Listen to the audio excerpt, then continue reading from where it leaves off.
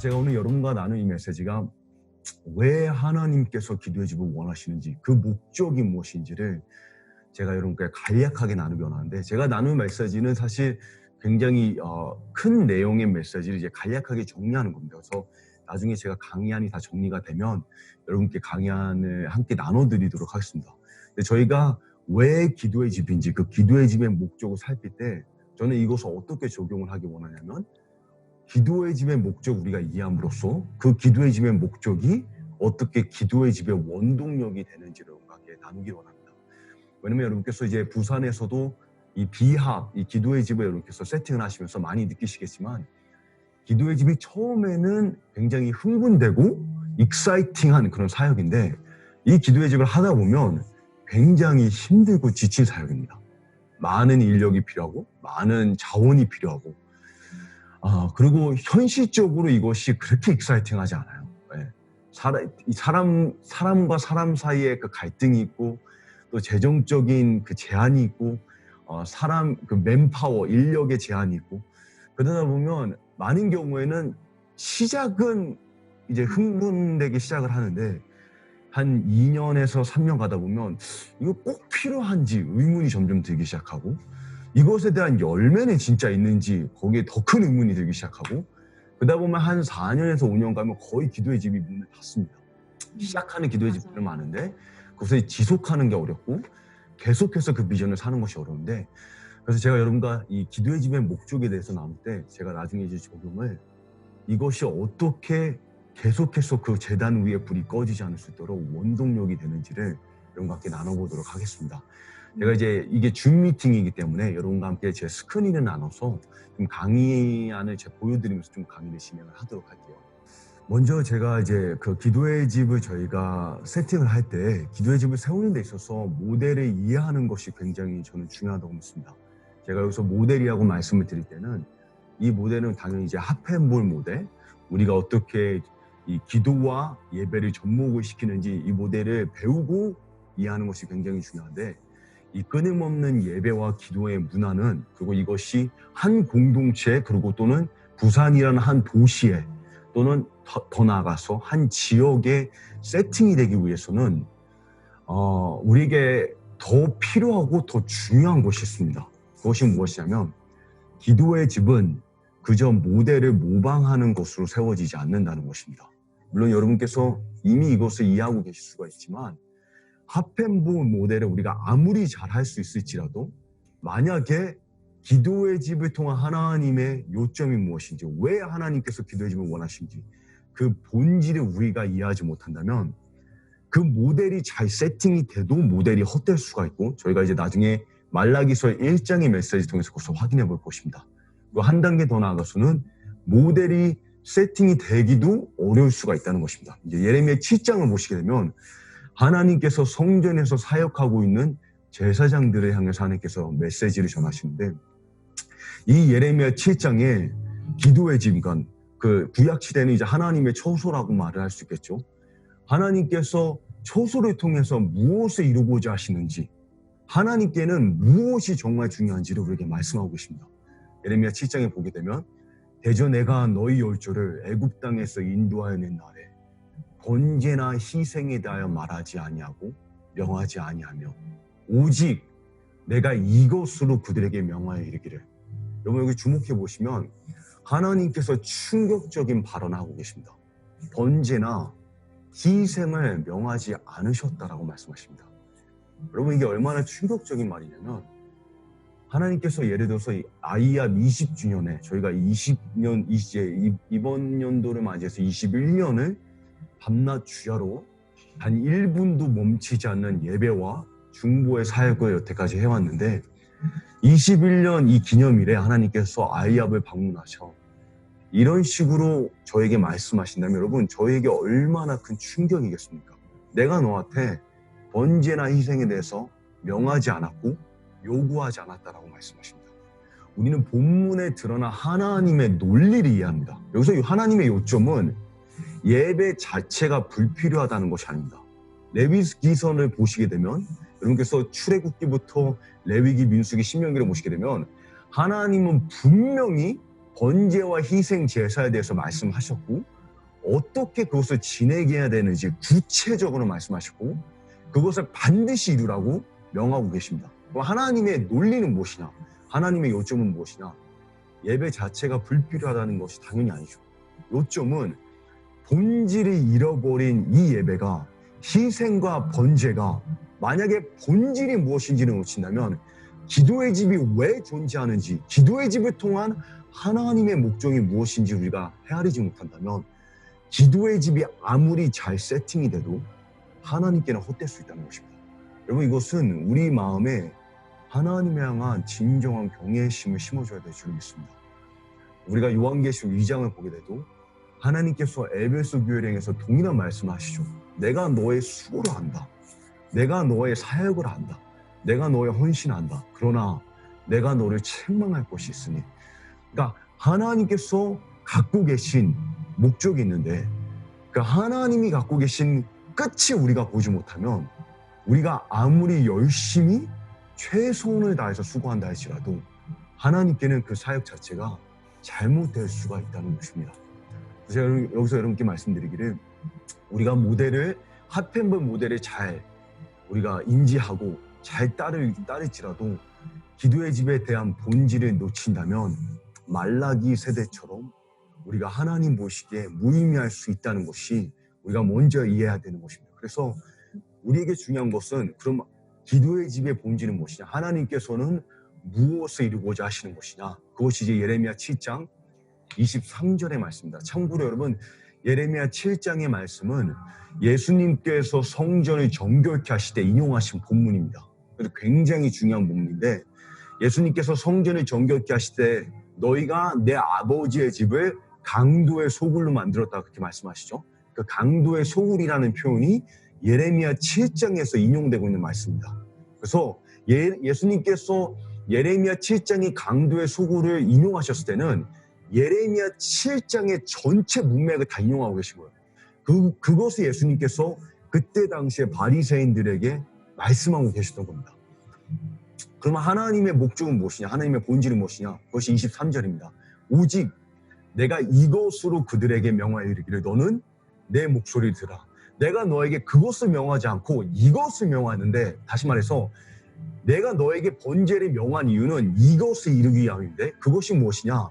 그리하면 therefore 나는 너의 하나님이 되겠고 너희는 내 백성이 되리라.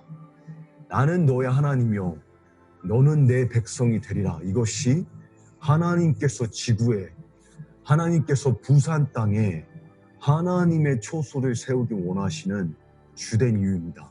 자, 이 문구가 얼마나 중요한지를 제가 두 가지의 본문만을 예를 들어서 이렇게 보여드리기 원합니다. 레위기 26장을 저희가 먼저 살펴보기로 원하는데 이제 레위기 26장을 보시게 되면 하나님께서 성막을 왜 원하신지 왜 모세를 통해서 성막을 지으라 말씀하시는지를 이렇게 설명을 하세요. 근데 이 레위기 26장에 우리가 주목할 것이 하나님께서 이제 성막의 목적을 말씀하시면서 뭐라고 설명하시냐면 이 성막의 목적은 에덴 동산의 재현이라고 설명을 해주십니다. 이제 에덴 동산의 재현이라는 것을 창세기 3장의 한 표현을 인용하심으로써 성막은 에덴 동산의 모형이라는 것을 설명을 하시고 더 나아가서 에덴 동산은 그럼 무엇을 위하였냐? 에덴의 실체가 무엇이냐? 하나님께서 그것을 말씀하신다는 겁니다. 레위기 16장에 내가 내 장막을 너희 중에 세우리니 나는 너희 중에 행하여 여기서 행하여라는 이 단어가 여러분께서 이제 히브리 원어를 보시게 되면 창세기 3장 8절에 아담이 하나님과 동산에 거닐었다. 하나님과 함께 걸었다라고 표현하죠. 그러니까 내가 내 장막을 모세를 통해서 성막을 세운 이유는 내가 아담과 에덴에서 누렸던 창조주와 인간과 누리는 그 관계를 내가 장막을 통해서 재현하는 것인데 그곳의 비전이 무엇이냐? 이 에덴 동산의 실제가 무엇이었냐? 너희는 나의 나는 너의 하나님이 되고 너희는 내 백성이 되리라. 에덴 동산이라고 불리는 이 인류 최초의 기도집에 시작된 하나님의 꿈이 마지막 때 새 예루살렘을 통해서 이루어질 하나님의 최종적 목표입니다. 근데 여러분 시내산에서부터 시온산까지 에덴 동산부터 새 예루살렘까지 하나님께서 바라시는 것, 하나님의 처소를 통해서 성막을 통해서 그 다음에 교회를 통해서 마지막 때에는 이제 새 예루살렘을 통해서 하나님께서 이 하나님의 처소를 통해서 이루고자 하시는 것이 무엇이냐, 그 비전이 무엇이냐, 하나님께서 꿈꾸시는 기도의 집의 실제가 무엇이냐, 창조주와 인간이 서로의 소유가 된다는 사실입니다. 이것이 여러분 하나님께는 문자적인 표현이 아닙니다. 하나님께는 그냥 추상적인 개념이 아닙니다.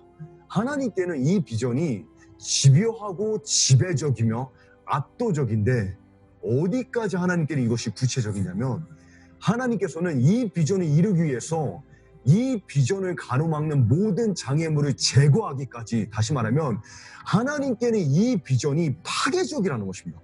어느 정도로 하나님께서 열정적이시냐, 이 비전이 이루어지지 않았을 때 이 비전을 가로막는 모든 장애물을 파괴하고 제거하기까지 하나님께서는 이 비전을 반드시 이루시겠다고 말씀하십니다. 그것이 스가랴 13장의 말씀입니다. 여러분 스가랴 13장은 이스라엘의 환난에 대해서 얘기하고 있는데 여기에 두렵고 떨리는 이 하나님의 심판의 메시지, 하나님께서 목적을 설명하십니다. 하나님께서 말씀하시기를 내가 이 온 땅에 3분의 1을 멸절하고 3분의 1을 제거하고 3분의 1을 제거하고 3분의 1만 남으리니 이 3분의 1을 불 가운데 던져서 은같이 연단하며 금같이 시험할 것이다. 여러분께서 주목하셔야 되는 것이 왜 하나님께서 그렇게 극적으로 반응하시냐, 하나님의 목적이 여기 있습니다. 그들은 내 이름을 부르리니 내가 들을 것이며 나는 그들에게 말하리니 이는 내 백성이라. 그리고 그들은 말하기를 여호와는 내 하나님이시라. 여러분 하나님께는 이것이 그저 문자가 아니라는 사실입니다. 여호와 하나님이 내 지극히 큰 상급이요 우리가 이 하나님의 전적인 보물이자 소유라. 하나님께서 모세에게 출애굽하셨을 때 이것을 이미 말씀하셨습니다. 이스라엘 백성에게는 여러분 출애굽의 목적이 애굽 탈출, 가나안 땅 들어가는 것입니다. 우리가 예수천당 불신조 이렇게 표현을 하잖아요. 이스라엘 백성에게는 출애굽의 목적이 왜 하나님께서 이스라엘을 자유케 하셨냐, 애굽을 탈출하고 약속의 땅을 취하는 것이라고 생각을 했습니다. 하나님께서 시내산에서 이 백성을 만나셨을 때 그들에게 출애굽의 더 큰 목적을 설명하십니다. 가나안이 너의 목적지가 아니라는 것입니다. 가나안 땅은 수단이라는 것입니다. 출애굽은 수단이라는 것입니다. 목적은 무엇이냐? 자, 내 세계가 다 내게 속하였으니 너희는 내 말을 듣고 내 언약을 지키면 열국 중에 내 소유가 되겠고 너희는 내게 대하여 제사장 나라가 되라. 제사장 나라가 되는 것이 무엇이냐? 기도의 집을 세우는 것이 무엇을 의미하냐? 여기에 내 소유가 되겠고라는 이 표현이 여러분 영어 성경을 보시게 되면 that you will be my treasured possession. 내 보물이자 내 소유가 될 것이라는 말입니다. 그것이 여기에 말하고 있는 하나님과 인간이 서로의 소유가 되는 실체, 기도의 집은 여러분 이 실제가 살아 움직일 수 있는 공간을 세팅하는 것입니다. 그 환경을 조성하는 것입니다.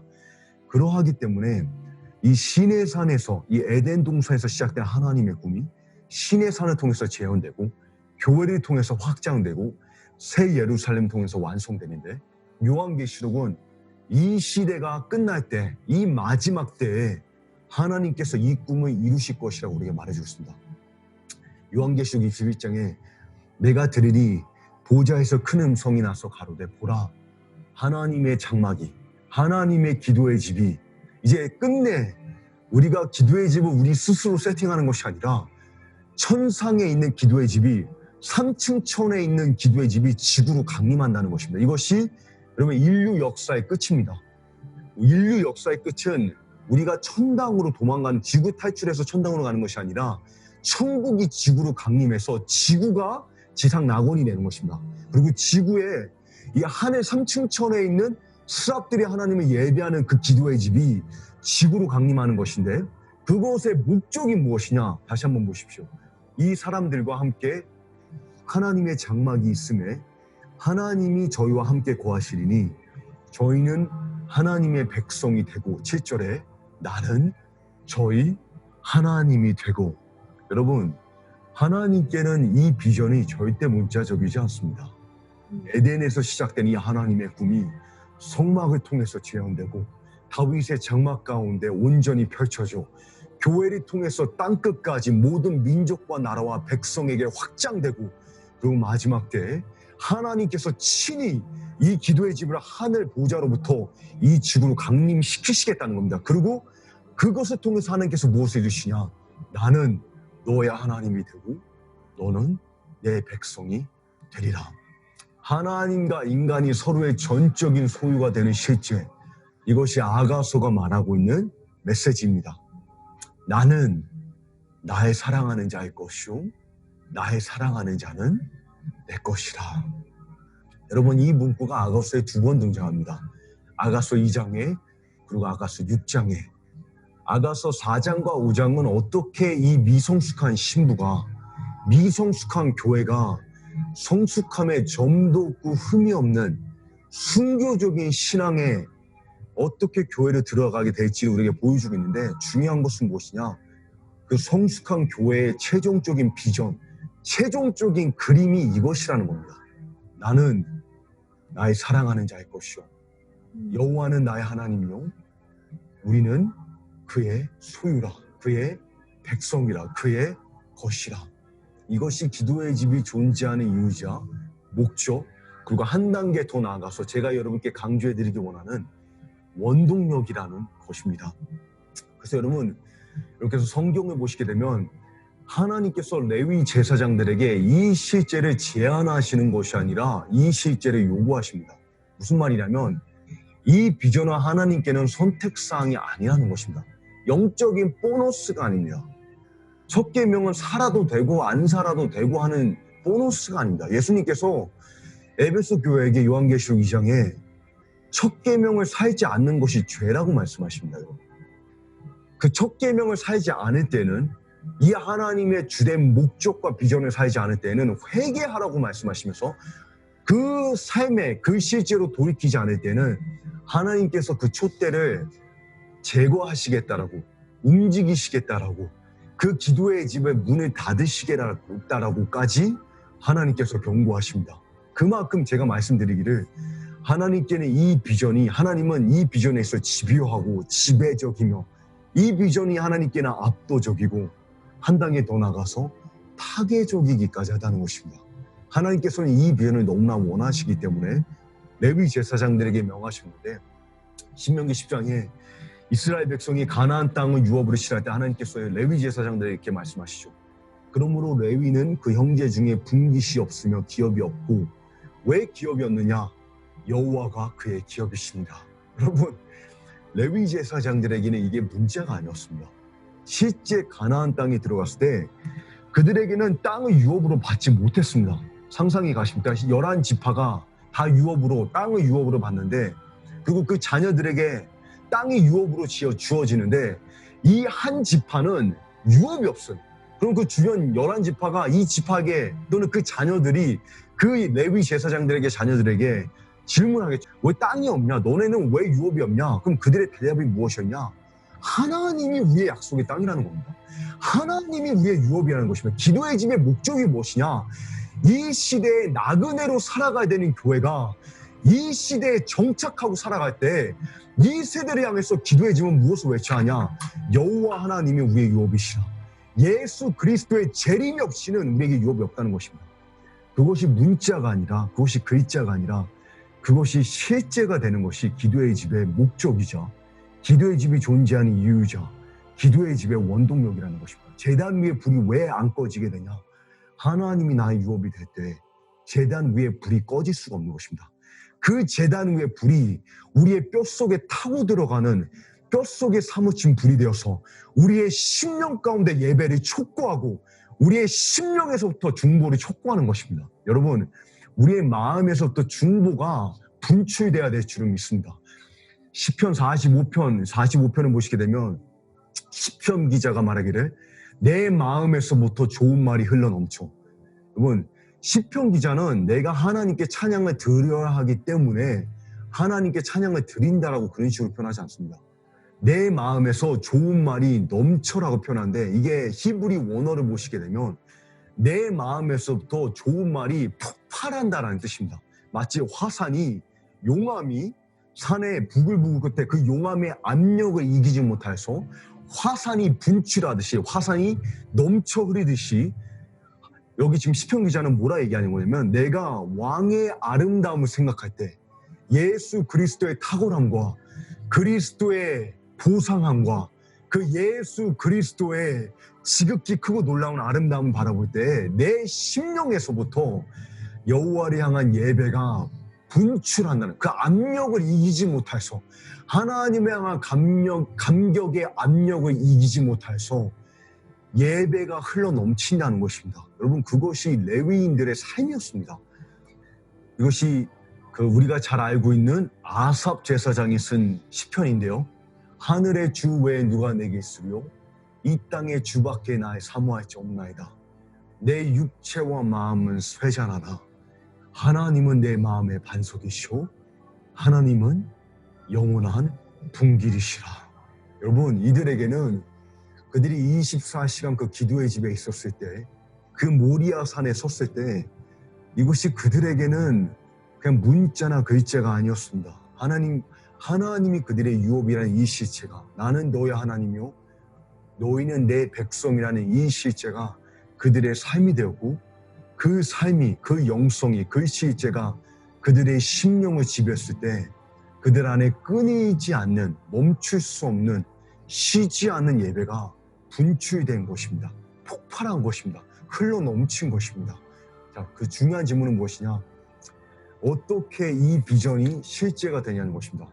나는 너의 하나님이요 너는 내 백성이라는 것이 기도의 집의 목적인데, 그렇다면 이것이 어떻게 실제가 될 수 있냐는 것입니다.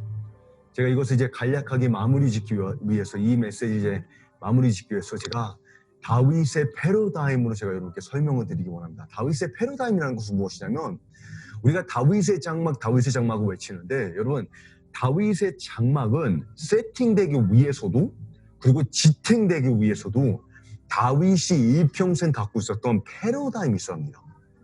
다윗의 패러다임이 없이 다윗의 장막은 존재하지 않습니다. 다윗의 장막을 우리가 흉내낸다 할지라도 다윗의 장막이 지탱될 수가 없습니다. 다윗의 패러다임이 우리의 실제가 될 때에만 그 제단 위에 불이 꺼지지 않는 것입니다. 그럼 다윗의 패러다임이 무엇이었냐? 제가 여러분께 말씀드리기 원하는, 어떻게 나는 나의 사랑하는 자의 것이오라는 그 실제가 실현되는 것이냐? 그것이 바로 이스라엘을 향한 하나님의 열정. 다시 말해, 다윗이 시편 69편에 여호와의 성소를 향한 열심이 자신을 집어삼켰다고 표현하는데, 다윗을 집어삼킨 하나님의 열심은 다윗을 향한 하나님의 열정에서 비롯된다는 것입니다. 다시 말해서 여러분, 기도의 집을 향한 여러분의 열심은 여러분을 향한 하나님의 열정으로 지배되고, 하나님의 열정이 여러분을 집어삼킬 때에만 그것이 시작되고, 그것이 지탱되고, 그것이 완성되는 줄을 믿습니다. 제가 이것을 세 가지의 본문을 통해서 성경적인 원칙으로 증명해드리기 원하는데, 이사야 62장에 먼저 보시게 되면, 우리가 이사야 62장에 성벽 위의 파수꾼에 대해서 많이 강조를 하죠.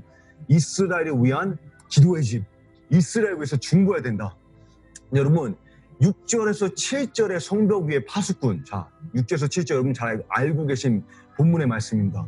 내가 성벽 위에 파수꾼을 세우고 그들로 종일 종야로 밤낮 주야로 잠잠치 아니하게 하였으니. 자, 근데 중요한 것은 6절에서 7절의 비전을 사기 전에 먼저 4절에서 5절에 하나님의 계시가 풀려야 된다는 것입니다.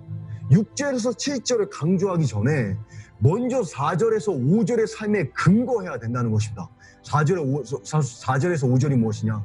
오직 너를 헵시바라 하며 내 땅을 뷰라라 하리니 이는 하나님이 너를 기뻐하실 것이며 마치 신랑이 신부를 기뻐함 같이 내 하나님이 너를 기뻐하시리라. 너를 향한 하나님의 기쁨이 뼛속에 사무친 불이 될 때 성벽 위에 선 파수꾼들이 잠잠할 수 없는 것입니다, 여러분. 잠잠하지 말아야 되는 것이 아니라 잠잠할 수가 없는 것입니다. 이 계시가 그들의 심령을 지배할 때 그들 안에 주야로 끊임없는 예배와 이스라엘 향한 중보가 터져 나오는 것입니다. 스바냐서에서도 동일합니다. 자, 스바냐 3장 14절을 보시게 되면 나중에 여러분께서 문맥을 공부해 보시면 이 메시지가 더 중요한데 저는 이제 원칙만을 여러분께 보여드리기 원합니다. 하나님께서 이스라엘 백성에게 말씀하시기를 시온에 따라 노래할지어다, 예배할지어다, 이스라엘아 기쁘게 부르짖을지어다. 하나님께 예배하라는 것입니다.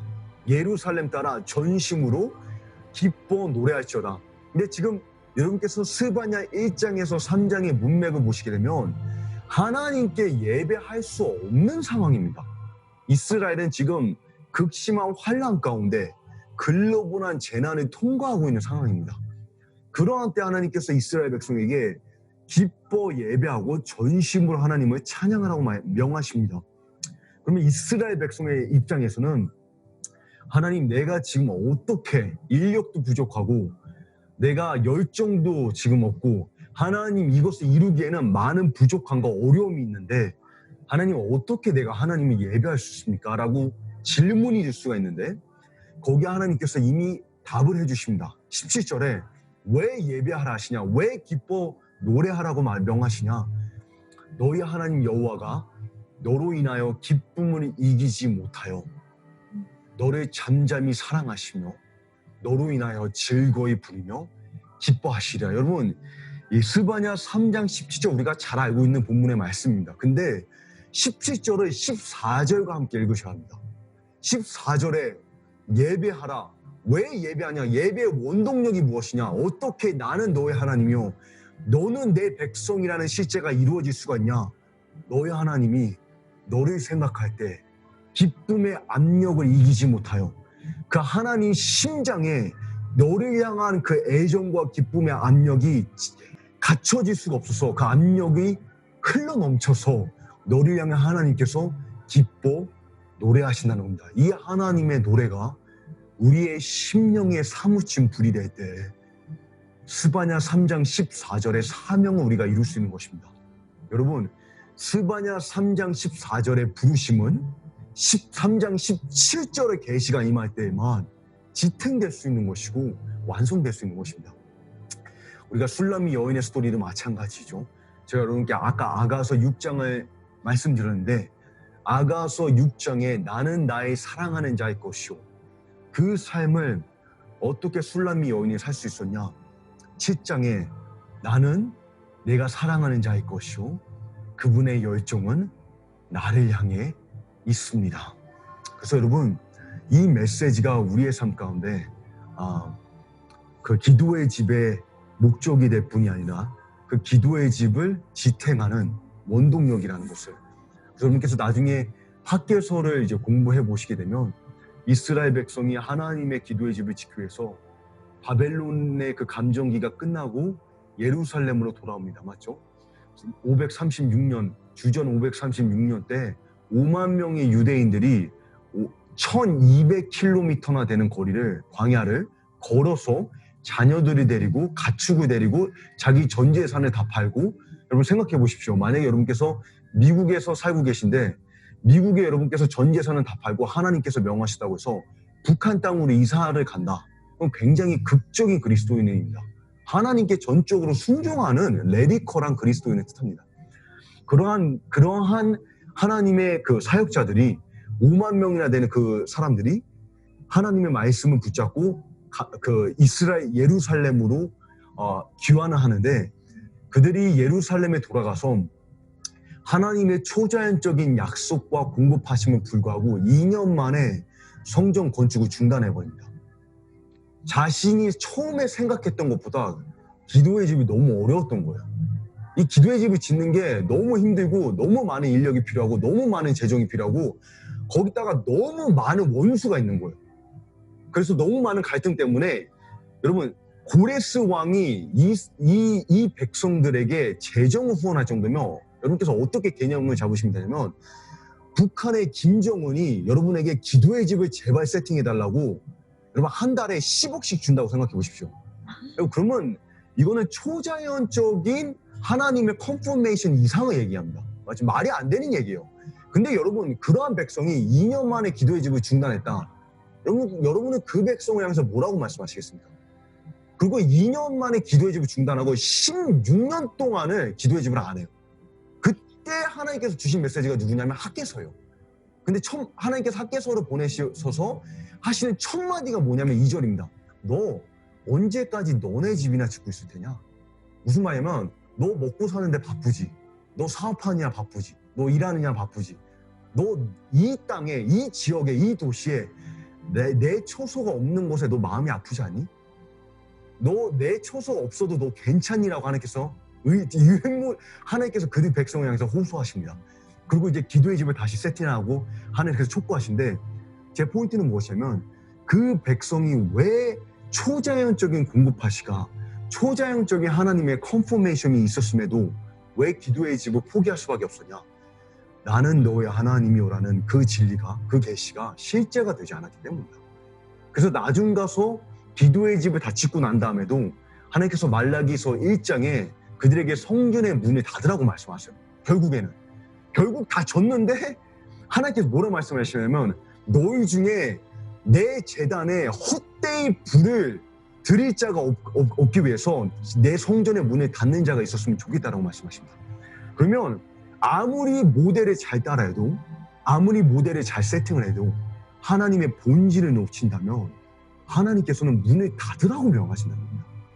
근데 반대로 제가 여러분께 다윗의 패러다임을 말씀드렸는데 다윗의 삶에 여러분께서 시편 132편을 보시게 되면 제가 이 메시지의 시작을 이제 시편 132편으로 시작했는데 솔로몬이 다윗의 삶을 자신의 아버지의 삶을 기억하면서 하나님께 뭐라고 고백하냐면 솔로몬이 다윗에 대해서 이렇게 얘기합니다. 여호와여 다윗을 위하여 그의 모든 근심한 것을 기억하소서. 다른 성경 표현을 보시게 되면 그의 모든 어려움을 그가 감당해내는 모든 수고와 모든 어려움을 주님 기억하소서. 다시 말하면 다윗이 기도의 집을 세팅하는데 쉽지 않았다는 것입니다. 학계 선지자의 시대랑 똑같이 어려움은 똑같았다는 거예요.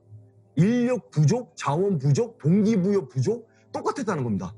근데 똑같은 어려움 가운데 다윗은 여기 시편 132편에 보게 되면 하나님께서 다윗의 소원에 대해서는 뭐라 말씀하시냐면 솔로몬을 통해서 내가 실로 나의 거하는 장막에 들어가지 아니하며 학계 선지자에게는 하나님께서 분명히 책망하시기를 너희가 내 성전은 무너진 채로 남아있는데 너희의 꾸며진 집만 살고 있을 거냐. 그러니까 너희는 내 처소에 대한 관심은 없는데 너희 집에 너무 너가 먹고 사는 일에 너가 살아가는 일에 너의 비전에 너무 압도된 나머지 너가 너의 비전에 너무 지배당한 나머지 하나님의 비전을 잊어버린 채로 살아가고 있는데 반대로 다윗은 뭐라 하냐면 내가 내 집에 들어가지 않냐고. 다시 말하면 내가 먹고 사는 것보다 중요한 것이 있다는 것입니다. 내가 살아가는 데에는 내가 나의 집을 세팅하는 것보다 더 중요한 것이 있는데 그것이 여호와의 전능한 자의 성막을 발견하기까지 내가 침상에 오르지 않냐고 내 눈으로 잠들게 하지 않냐고. 다시 말하면 다윗의 삶 가운데 이 비전이 그를 지배했을 때 어려움이 있고 없고의 문제가 아니라 자원이 있고 없고의 문제가 아니라 그것을 초월하는 하나님의 비전이 감고 나셨다는 것입니다. 그래서 여러분 이 기도의 집을 여러분께서 살아가시고 기도의 집을 이 비전을 살아가시는 가운데 여러분께서 기도의 집을 향한 하나님의 본질이 무엇인지 그리고 그 기도의 집의 비전을 어떻게 우리가 이룰 수가 있는지 그것을 여러분께서 이해하시면서 하나님께서 여러분의 심령에 이 하나님의 열정으로 여러분을 지배하시고 그 하나님의 열정이 여러분으로 하여금 기도의 집의 열심으로 집어삼키기를 간절히 소망합니다. 제가 짧게 기도해드리고